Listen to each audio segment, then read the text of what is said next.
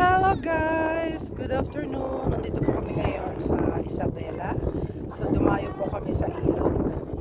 Ayan, sinama namin yung mga bata. Nag-enjoy sila kahit putik. Dahil po dumaan ang bagyo, ilang bagyong dumaan dito. Ito pong part ng kinatatayuan ko is lahat yan. Ang tubig hanggang doon sa bahay ng uncle ko. Inabot na.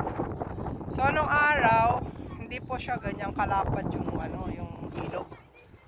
Ano lang siya, kaya mo siyang tawirin lang rin. Pero ngayon parang triple or 4 na beses pa yung lapad niya. Grabe, hindi mo na siya talaga nakakatakot. Dati kapag naglalaba kami dito, punta kami ng ilog, naglalaba kami every Saturday.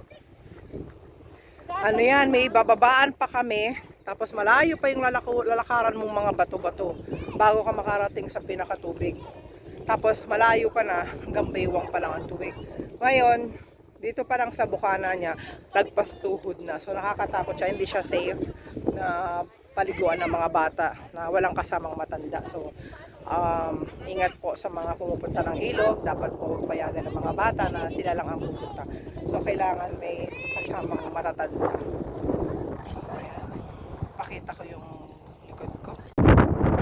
So ayan po yung ilog, lahat po yan basta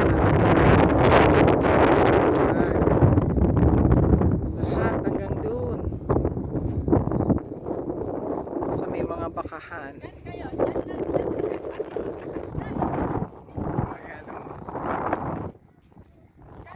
Dito yan sa Kabagan, Isabela. Ayan. Ang ganda ng tanawin.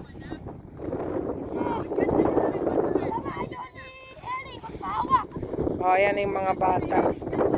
Nag-enjoy, naglalaro sa tubig. Sa putik. Ayan. Si Javier. Anong ginagawa mo?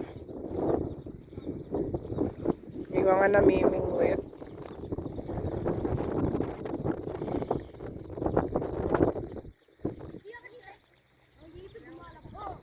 Ayan. Ay, nauna na sila Alexa.